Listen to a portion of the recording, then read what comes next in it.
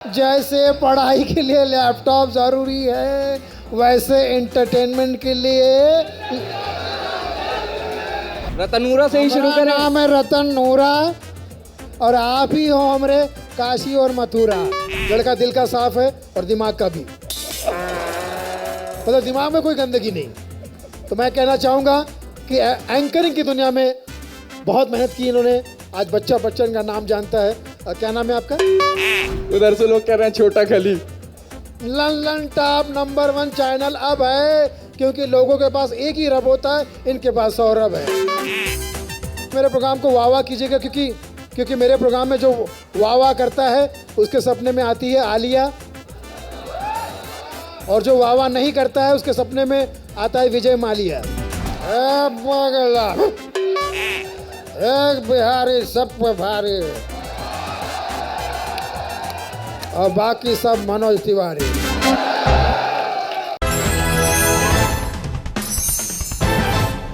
जैसे पढ़ाई के लिए लैपटॉप ज़रूरी है,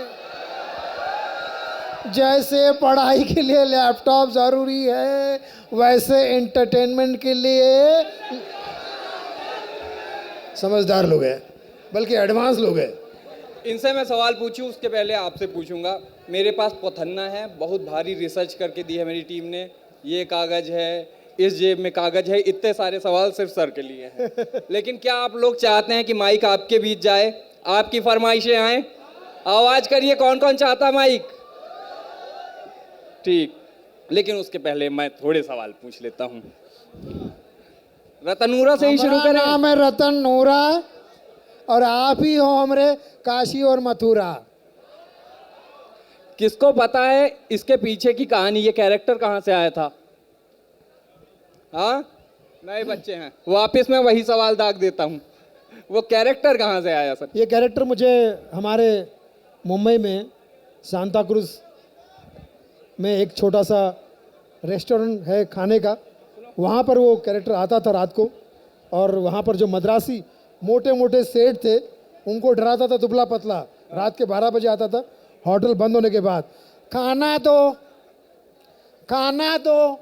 तो मोटे मोटे सेठ कहते थे, ए खाना ख़त्म हो गया। क्यों? सारा खाना खुद ही खा गए क्या? अबे पैसा दे रहा हूँ, फोकट में नहीं खा रहा हूँ।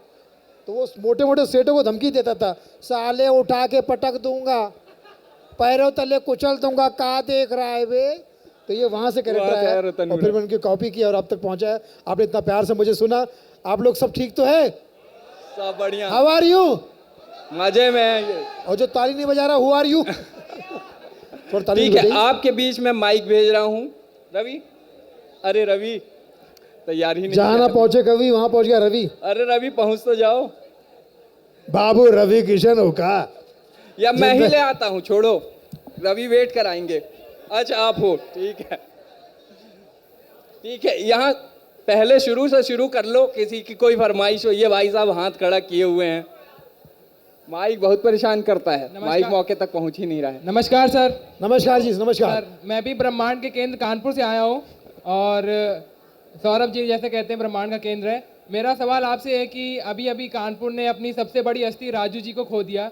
एक ऐसा किस्सा जो आपने कभी ना बताया हो, कि अगर आप शेयर कर सकें राजू जी के बारे में हम लोगों से। राजू जी को मैं नमन करता हूँ, प्रणाम करता हूँ। वो हमारे गुरु हैं, उस्ताद हैं। भले फिजिकली वो आज हमारे बीच नहीं है, लेकिन जब तक दुनिया में हंसी है तब तक राजू श्रीवास्तव की हस्ती है। राजू श्रीवास्तव अमर है। पंकज त्रिपाठी की आवाज़ बहुत पसंद करते थे मैं जब निकालता था। वाह मुन्ना वाह, बहुत बढ़िया मुन्ना, बहुत बढ़िया। बहुत जाओगे दूर, फ्रॉम दिल्ली टू मिर्ज़ापुर। बाबूजी का आशीर्वाद तुम्हारे साथ है। वाह, जाओ। म्यूजिक। आपको एक्टर्स में कौन लगता है सेंस ऑफ ह्यूमर या कॉमेडी के लिहाज से? जॉनी लीवर जी। बाबा बाबा,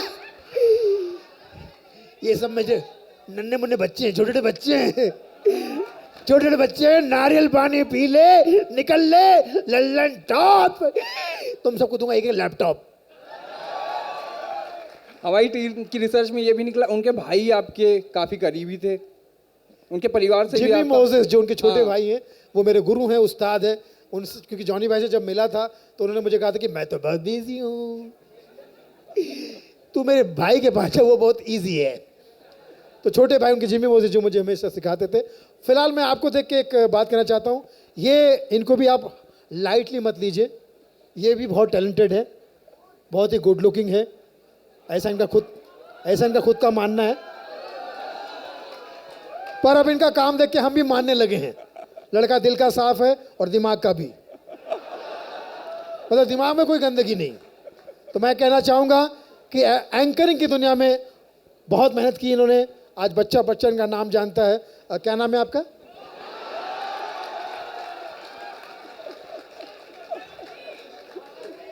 उधर से लोग कह रहे हैं छोटा खली। लल्लन टॉप नंबर 1 चैनल अब है।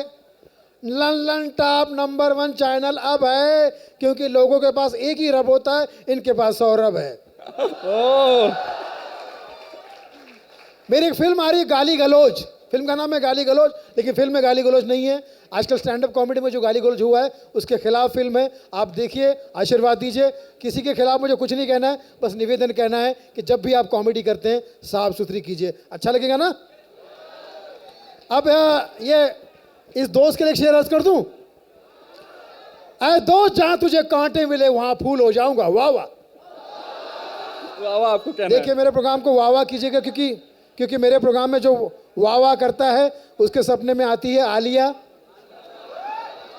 और जो वाह वाह नहीं करता है उसके सपने में आता है विजय मालिया, और वो भी ले जाता जो कमा लिया। ऐ दोस्त, जहां तुझे कांटे मिले वहां फूल हो जाऊंगा, और जहां तुझे चांटे मिले वहां गुल हो जाऊंगा। और भी किसी से सवाल करने दीजिए। वो भाई साहब ने बहुत अच्छा सवाल किया। आ जाइए। कानपुर जिंदाबाद। थोड़ा आइए, कानपुर यहाँ पे। से आप है, नागपुर से मैं हूं। हम लोग कानपुर नागपुर फोन से बात कर सकते हैं। थोड़ा निकल आओ बाहर, पूछ लो सवाल। ओहो, बच के। इतनी सुंदर लड़की माइक किसी और को दे रही है। चलता फिरता यूथ फेस्टिवल।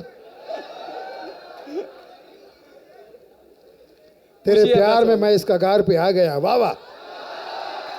तेरे प्यार में मैं इस कगार पे आ गया, जिस दुकान का मालिक था उसी में पगार पे आ गया।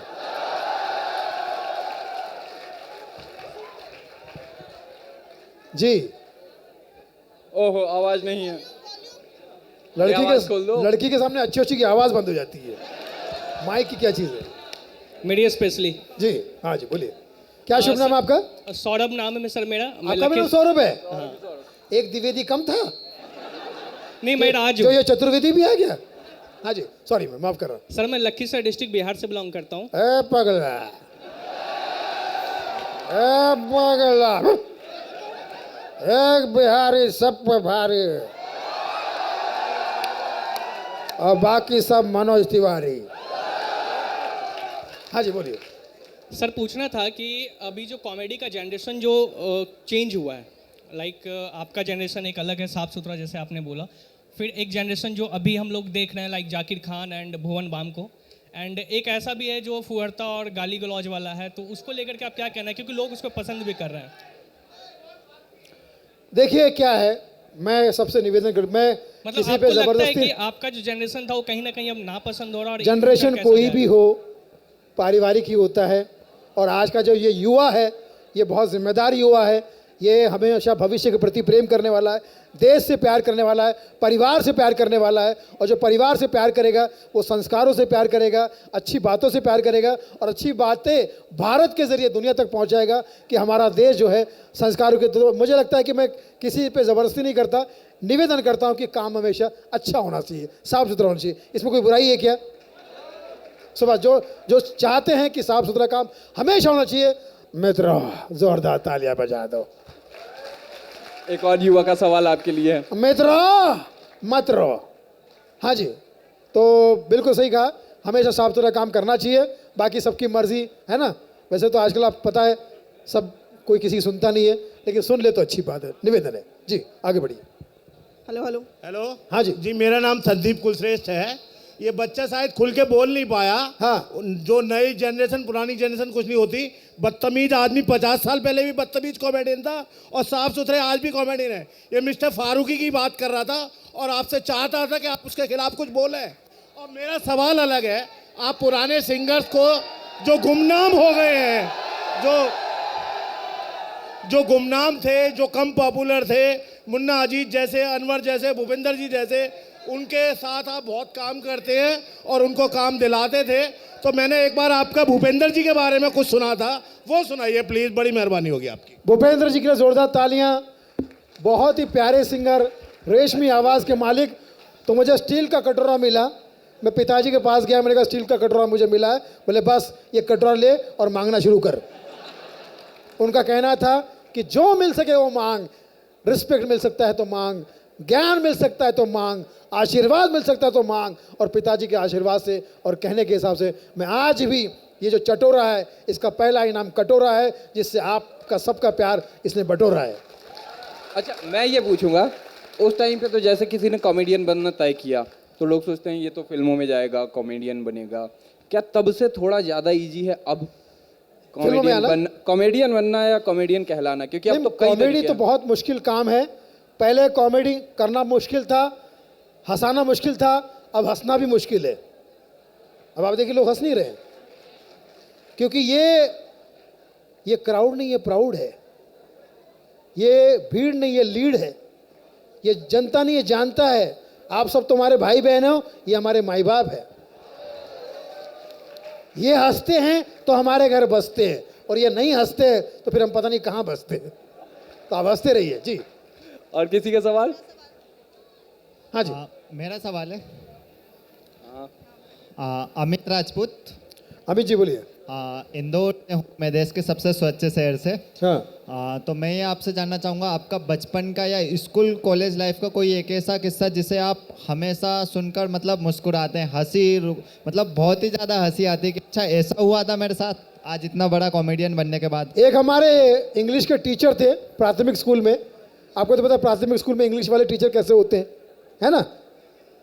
तो एक बार मेरी बस मिस हो गई। मैं रोते रोते जा रहा था, वही टीचर मुझे मिले। बोले क्यों रो रहा है? मैंने कहा मेरी बस मिस हो गई। तो वो इंग्लिश में मुझे समझाते हैं टूटी फूटी, अरे एक बस मिस हो गई इतना रो रहा है, मेरे जीवन में तो कई बसेस मिसेस हो चुकी है। तो ऐसे बहुत सारे बचपन के एग्जाम्पल याद आते हैं। पहले बचपन में डबल रोटी बेचता था। डबल रोटी जहाँ पर पाव, मैदे का पाव होता है ना, उसको डबल रोटी कहते हैं। मैं बेचता था, डबल रोटी लो, डबल रोटी लो, मोहल्ले मोहल्ले में बेचता था। एक शराबी आया, बोले महंगाई के ज़माने में खाने के लिए इंसान के पास सिंगल रोटी नहीं, तेरी डबल रोटी कौन खाएगा? तो ये इंसिडेंट्स जो है सामने मिलते हैं, रियल में होते थे हमारे साथ में। लेकिन अब आजकल जो है आप यूट्यूब के ज़रिए बहुत सारी नई नई बातें सीख सकते हैं, और सब लोग बहुत प्रोग्रेस कर रहे हैं, और मुझे नाज है इस बात पे। जय। मेरा नाम नीरज गुप्ता है और मैं सुनील सर से कुछ रिक्वेस्ट करना चाहता हूं। हाँ। कि आपकी और राजू श्रीवास्तव की जोड़ी काफ़ी मज़ेदार थी, तो मैं ये चाहता हूं कि आप एक बार राजू सर का मिमिक्री करें। भैया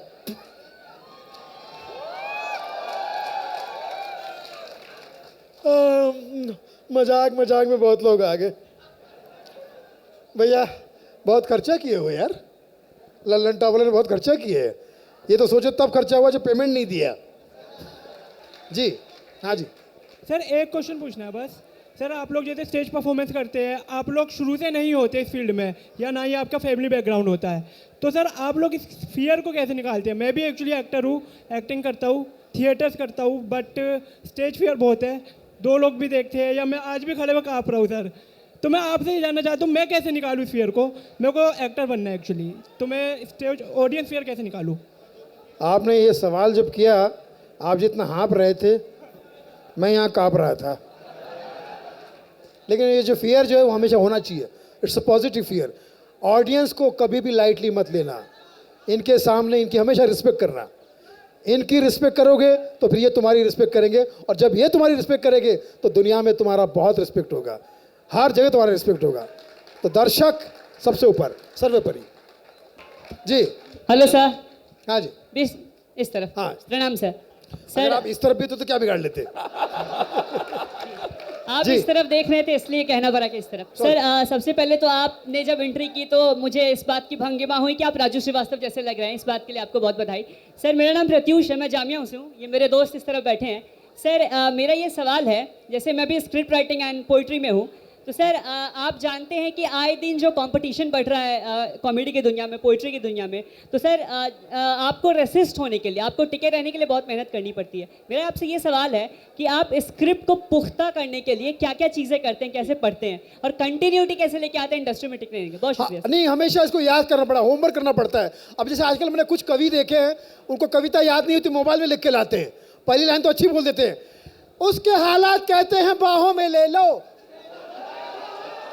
उसके हालात कहते हैं बाहों में ले लो। अब अगली लाइन याद नहीं आ रही। उसके हालात कहते, मोबाइल निकालो, उसके हालात कहते हैं बाहों में ले लो, जबकि मेरे हालात कहते हैं बैटरी लो।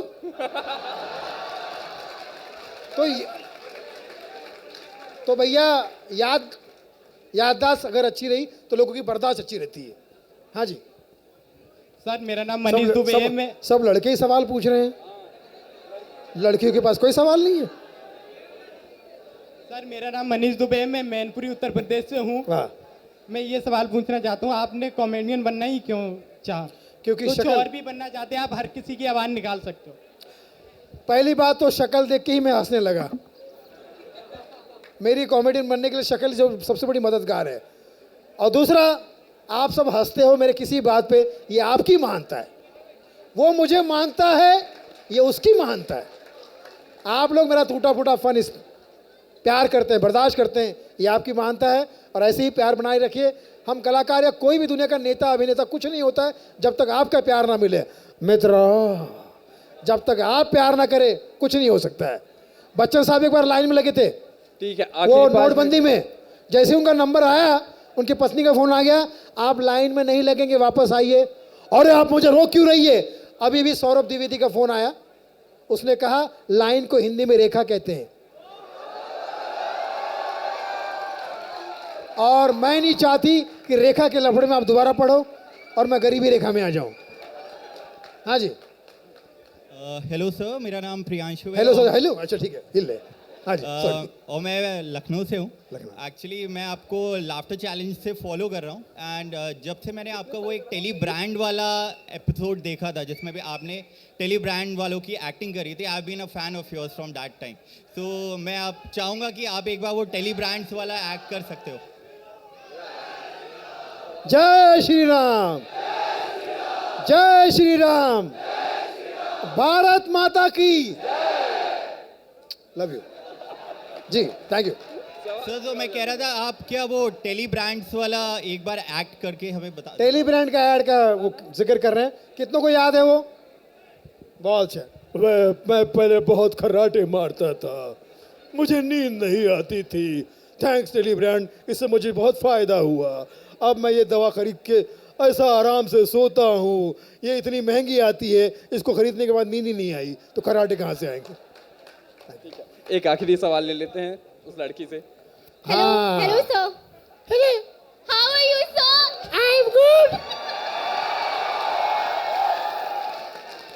सर एक फैमिली रिलेटेड क्वेश्चन है। आपने बोला था फैमिली रिलेटेड नहीं, मगर मैं फैमिली रिलेटेड ही पूछूंगी। बोलो बेटा। करियर रिलेटेड है। तो आपने कॉमेडी चूज किया था, है ना? तो अब क्या होता है, यूजुअली जो गार्जियन होते हैं बोलते हैं कि मैं अपने बच्चों को फ्री छोड़ रखा हूँ, कुछ भी पढ़ना हो पढ़ लेना।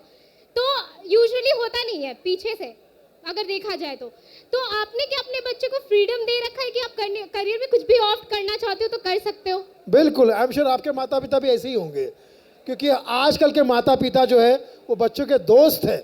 मुझे लगता है कि आप जो भी करियर करना चाहते हैं, माता पिता हमेशा साथ में हैं।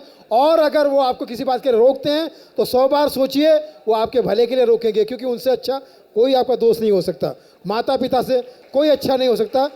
इसमें 2 लाइनें याद आ रही है, ये तो सच है कि भगवान है मगर फिर भी अनजान है, धरती पे रूप माँ बाप का उस विधाता की पे। माँ बाप का जोरदार तालियां प्लीज।